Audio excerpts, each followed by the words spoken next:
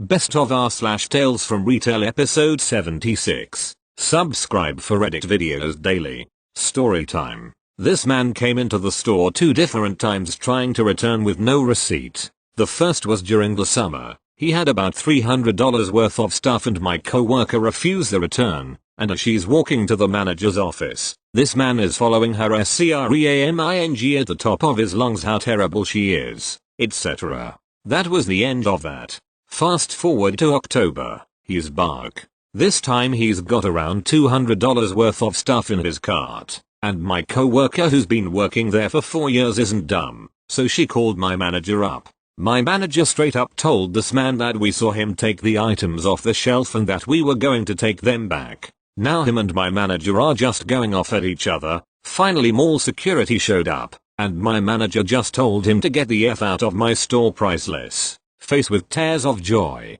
Thank you. Next. First, a bit of background. I work at an antique store of sorts that's currently going out of business and we get semi-weekly deliveries from my boss with small trinkets to sell. The stuff at my work is out of most people's budgets, mine included. RIP, so we include the trinket items for tourists and those who don't realize everything is wicked expensive. Well, because of these deliveries, my boss has a parking spot in front of the shop that is reserved for her. She's an older lady and it's easier for everyone to unload her truck if she's parked in the front. Now, for the most part, I don't tell people not to park there because it's pretty obviously marked off for her. If someone parks there, and I'm not expecting my boss to show up, I let it slide because it doesn't really seem like a big deal. If someone does park there and my boss is coming, I politely ask them to move and they're usually pretty cool about it. But here's where the story begins. At 11 one day, I get a text from my boss telling me she's going to be bringing stuff in before noon. I say, okay, and wait around for the delivery. About 11:15, a car pulls into my boss' reserved space and I go out to meet her. But, it's not my boss. A woman gets out of the car and clearly sees that the space is reserved and sees me standing in front of the car, probably looking confused. I say, excuse me, this space is reserved. And the woman looks at me, then to the car, then back. I say, can you please park somewhere else? We're expecting a delivery soon. She gives me a glare and snaps, do you see anywhere else for me to park? I don't say it, but there's clearly a few parking spaces open nearby she could fit her car into, but I instead reiterate, this space is reserved for deliveries. She gets upset and looks in our window, which displays our closing sale sign. And then snottily says, it's no wonder you're going out of business. You're rude. And gets back in her car, slams the door, and takes one of the conveniently located spaces a few cars down. Thank you. Next. Edit. So, the way my store works, is if we can't fit the item, it either gets put on the top shelf, or it gets binned in the back. Now, our food bins are excessively unorganized, and sometimes, binned items are not properly binned. So they don't show up in the system. Also, yes, employees at my store can get in trouble for taking too long to help a customer or for straying too far from their assigned position to help a customer. So I have to decide if it's something I can do at the time or not. Moreover, if I want to keep my job, IDK what it's like for y'all, but in my area, finding a job isn't as easy as it sounds. I may have to give a cop-out answer. Lastly, we don't get certain items in all that often because of the seemingly narrow range of customers we have that buy them. Almond flour is one of those things. We don't get it in often, and when we do, we get plenty. If the shelf home is empty, it really does mean that we have no more, either because it's a super popular item, or it's one that doesn't sell well enough to keep overstocked but well enough to have a shelf label for, as the title says. But let's get into the actual details. The customer in question, let's call her Basic, spent a few minutes looking on the shelves before approaching me. She seemed nice as first, asking me if I had any almond flour. Politely, as I do, I looked all over my cart and confirmed there was none. So she asks if I can check the back. Now, I don't know if you have ever been a shelf stocker in a large superstore / department store before, but the amount that needs to be done will vary from day to day, depending on how much freight you get in. Basically, my policy as a stocker is that if the truck we got in wasn't too large, as in, not much freight, I would agree to check the back or if they were just really polite about it. Whereas if we had an unusually large amount of freight in, I would decline and tell them, what is on the shelf is what we have. Sorry about that. Usually, this diffuses the situation. Sometimes customers will insist and I have to do it, and sometimes the customer just nods and walks away. Not basic. I inform her that, what we have on the shelf is what we have. Sorry about that. And she loses her mind. Cue the basic bitch voice and her rant. Are you kidding me? You've been out for 10 days. That's almost 2 weeks. I am so freaking pissed. That's it. I'm never shopping here ever again. I am just so freaking pissed. You have been out for almost 2 weeks and it's ridiculous. Come on, we're leaving. Just leave the cart right there. We're leaving and never coming back. God, I am so freaking pissed. I literally just watch, wide-eyed, and she goes off, seemingly at me but also not. I have no idea. As she walks away, I do what I should. I pull her cart out of my aisle, go back to stocking, and think to myself, don't let the door hit you on the way out. And, lo and behold, the very next day, we get in some almond flour. I know it's no big, dramatic story, but this lady has always stood out to me because of her basic bitch voice. I'm sure you'll know the one I mean. Thank you. Next. Thankfully this was absolutely hilarious instead of annoying, and this guy is kinda my hero now. I wasn't happy he held me up 10 minutes past closing, but it was worth it. I was on shift with only one other colleague, who trained me and is a pretty calm and serious woman. 5 minutes before closing, a guy comes in drunk.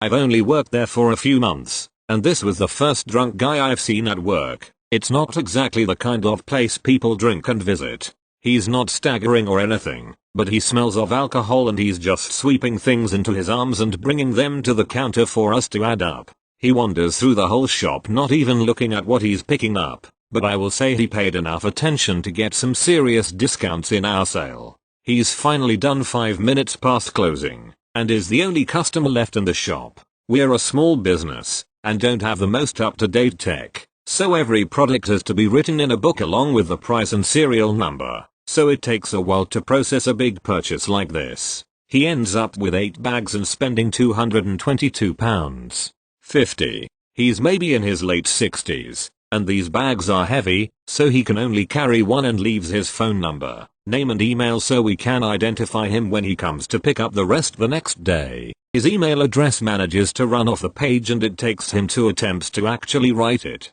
I hadn't realized quite how drunk he was until this point. I work in an antique bookshop.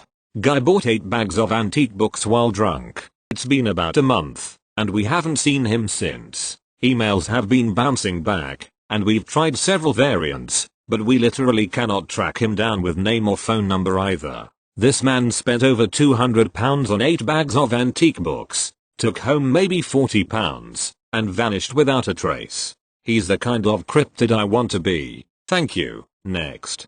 Another post about a customer returning an empty bottle made me think of this gem, so I thought I'd share. This is a hybrid of a retail story and a story from junior high. When I was in junior high, they were giving out sample size cans of shaving gel in our health class. The class after this was biology. So we're sitting in biology class and all of a sudden we all hear this kid scream, "IT's in my eyes. IT's in my eyes." We turn around to see what's going on. Apparently, this kid had been messing around, jabbing a pencil into the rubber stopper on the bottom of the can and the entire contents of this can of shaving gel sprayed right in his face. I've never had shaving gel in my eyeballs, but I'd guess it's not very pleasant. Hilarious for the class. Not so much for him.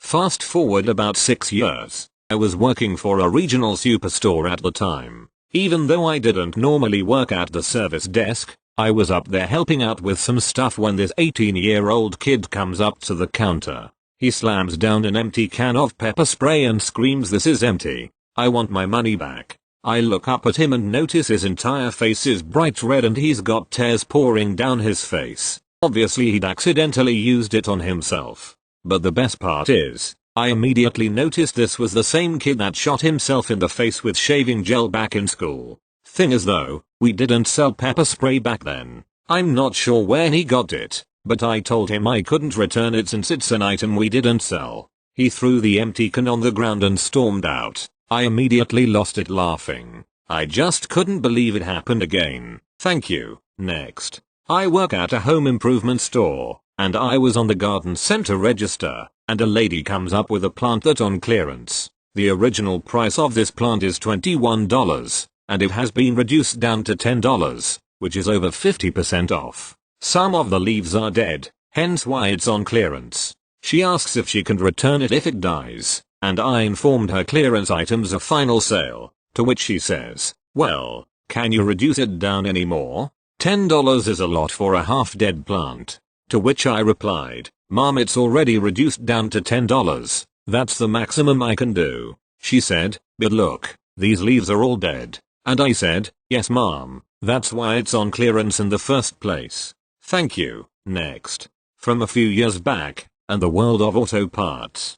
Private vendors. People who make stuff who want to sell it in my store. Most are turned away for various reasons. This story is about one I actually thought was cool. Then I made a fool out of myself. Guy comes into my store and has something that sounds interesting. He's advertising a bonding agent that works with superglue. Stuff is a metallic powder. Says it's good to increase the strength. Allows to be drilled through. Blah blah. Whatever. Show me if it works. He comes back in with a tray with a bunch of pre-cut 3x1 cylinders. Some are wood, some are steel, the rest are PVC. He has me pick out 2 sets of one of each kind. He proceeds to glue them together with the super glue, WMP. One set, he puts his Wonder Dust on, lets it dry for a few minutes. Then he says follow me, and we go outside. He tosses them onto the ground in the middle of the parking lot, fires up his truck and proceeds to run them over repeatedly. One of them survived, guess which? Then he ran it over another couple times just to be sure. Color me impressed.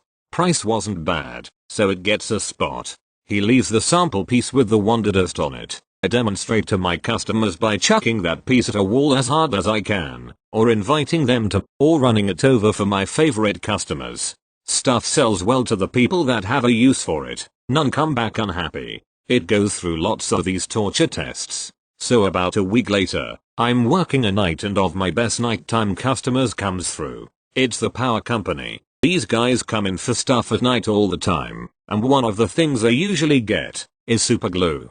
I have the product for these guys. Not only that, I bet they will be interested in a good amount considering all the things they have to use glue on. So I launch into it. Tell them about this amazing new stuff we've got that's right up their alley. I explain how much it's supposed to strengthen the bond and allow for drilling, blah blah. The electric company guys are very interested. I offer a demonstration to seal the deal. They guys, there are 2 of them, follow me outside into the dark parking lot. I walk to the center of the lot and toss it high up into the air. It comes down into the middle of the lot between me and the power guys. It blows apart and shoots off into different directions. Power guys look at me. I'm staring at the spot it landed in awkwardly. Me, it doesn't normally do that. Awkward staring and silence. Power guy, yeah, I'm gonna pass. Sales did not proceed as anticipated.